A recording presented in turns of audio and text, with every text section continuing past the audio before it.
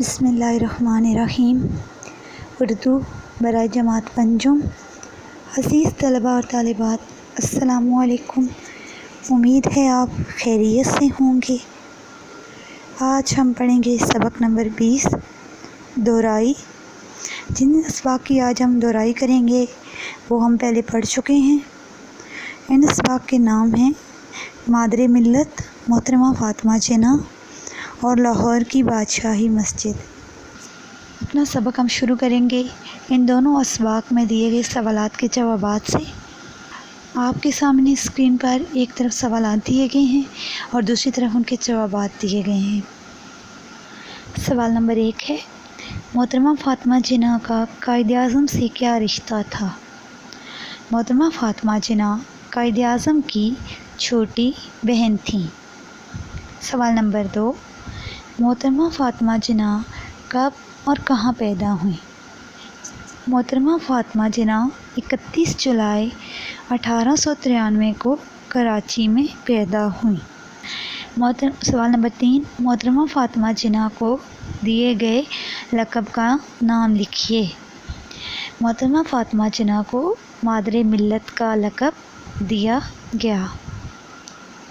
سوال نمبر 4، محترمہ فاطمہ جناح کا انتقال کب اور کہاں ہوا؟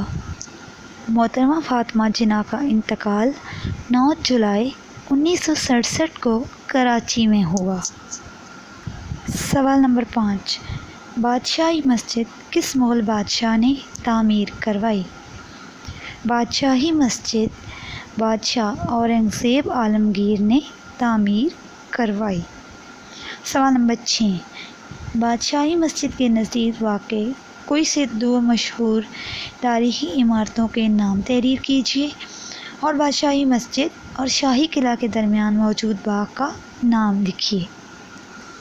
بادشاہی مسجد کے قریب واقع 2 تاریخی عمارتیں شاہی قلعہ اور مینار پاکستان ہیں اور بادشاہی مسجد اور شاہی قلعہ کے درمیان موجود باغ کا نام حضوری باغ ہے۔ سوال نمبر 7، مسجد کے صحن میں وضو کے لیے بنائے گئے تالاب میں کیا خاص بات ہے؟ مسجد کے صحن میں وضو کے لیے بنائے گئے تالاب میں خاص بات یہ ہے کہ اس کے ارد گرد لگا سفید پتھر انتہائی گرمی میں ٹھنڈا رہتا ہے اور یہاں صاف اور تازہ پانی ہر وقت دستیاب رہتا ہے۔ سوال نمبر 2، خالی جگہ پر کریں۔ بادشاہی مسجد لاہور شہر کے خالی جگہ میں واقع ہے۔ بادشاہی مسجد لاہور شہر کے وسط میں واقع ہے۔ دوسری خالی جگہ، مسجد کی عمارت میں زیادہ تر خالی جگہ کا پتھر استعمال کیا گیا ہے۔ مسجد کی عمارت میں زیادہ تر سرخ رنگ کا پتھر استعمال کیا گیا ہے۔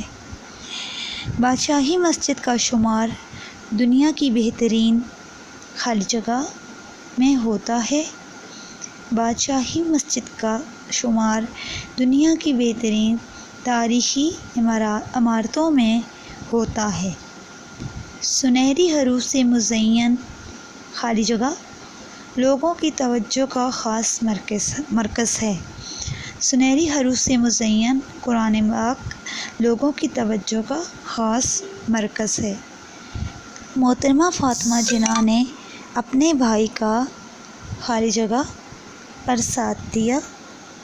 محترمہ فاطمہ جناح نے اپنے بھائی کا قدم قدم پر ساتھ دیا۔ غریب مریضوں کا علاج خالی جگہ کرتی تھیں۔ غریب مریضوں کا علاج مفت کرتی تھیں۔ وقت کی خالی جگہ کرو، وقت کی قدر کرو۔ سوال نمبر 3، درست جواب پر دائرہ لگائیے۔ آپ کے سامنے ہر خالی جگہ کے ساتھ 4 جوابات دیے گئے ہیں۔ ان میں سے جو درست جواب ہوگا وہ آپ نے خالی جگہ میں لکھنا ہے یا اس کو دائرہ لگانا ہے۔ پہلا جملہ ہے ہمارے پاس، محترمہ فاطمہ جناح کو مادر ملت کا خالی جگہ دیا گیا۔ الف لقب، 2 خطاب، نمبر 3 اعزاز، 4 تخلص۔ تو محترمہ فاطمہ جناح کو مادر ملت کا لقب دیا گیا۔ بے ہے وہ قائد اعظم کے ساتھ خالی جگہ لندن میں رہیں۔ الف 5 سال، نمبر 2 7 سال، نمبر 3 9 سال، نمبر 4 11 سال۔ وہ قائد اعظم کے ساتھ 5 سال تک لندن میں رہیں۔ اگلی خالی جگہ ہے محترمہ فاطمہ جناح خالی جگہ میں پیدا ہوئیں۔ نمبر 1 لاہور، 2 بمبئی، 3 لکھنؤ، 4 کراچی۔ محترمہ فاطمہ جناح کراچی میں پیدا ہوئیں۔ بادشاہی مسجد تعمیر کروائی۔ Number 1 Bahadur Shah Zafar, number 2 Shah Jahan, number 3 Aurangzeb عالمگیر اور نمبر 4 اکبر۔ بادشاہی مسجد اورنگزیب عالمگیر نے تعمیر کروائی۔ بادشاہی مسجد شہر میں واقع ہے۔ Number 1 Lahore, number 2 Karachi, number 3 اسلام آباد، نمبر 4 پشاور۔ درست جواب ہے لاہور۔ ہمارا آخری جملہ ہے مسجد کی عمارت میں زیادہ تر پتھر استعمال ہوا۔ نمبر 1 زرد رنگ کا، نمبر 2 سبز رنگ کا، نمبر 3 کالے رنگ کا اور نمبر 4 سرخ رنگ کا۔ درست جواب ہے سرخ رنگ کا۔ عزیز طلباء اور طالبات، سوال نمبر 4 ہے ہمارا آپ کے سامنے۔ کچھ ان دونوں اسباق میں دیے گئے مشکل الفاظ اور ان کے معنی دیے گئے ہیں۔ پہلا لفظ ہے بھلائی، اس کا معنی ہے بہتری، عزیز، پیارا، اطاعت، فرما برداری، حوض، تالاب، وسط، درمیان، دستیاب، میسر، خوشنما، خوبصورت، منسوب، کسی کے ساتھ تعلق دیا گیا، شعار، طریقہ۔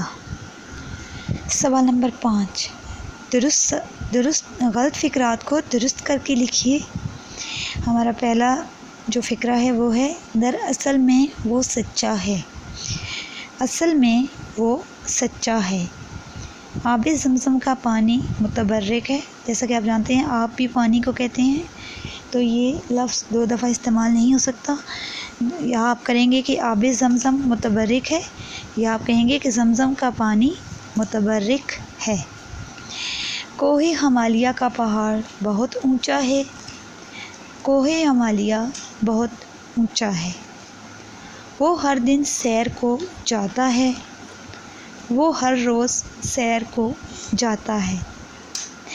یہ دہی بہت کھٹی ہے۔ یہ دہی بہت کھٹا ہے۔ گھر کا کام۔ عزیز طلباء اور طالبات، ان دونوں اسباق کی دہرائی آپ کو کروائی گئی ہے۔ ان اسباق کا جو کام آپ کو کروایا گیا ہے دہرائی میں، وہ آپ نے اسے اچھی طرح یاد کرنا ہے۔ ان دونوں اسباق کا جو کام آپ کو کروایا گیا ہے وہ آپ نے یاد کرنا ہے۔ یہ تو تھا ہمارا آج کا سبق۔ امید ہے آپ نے اسے غور سے سنا اور سمجھا ہوگا۔ اگلے سبق کے ساتھ ملیں گے، تب تک کے لیے خدا حافظ۔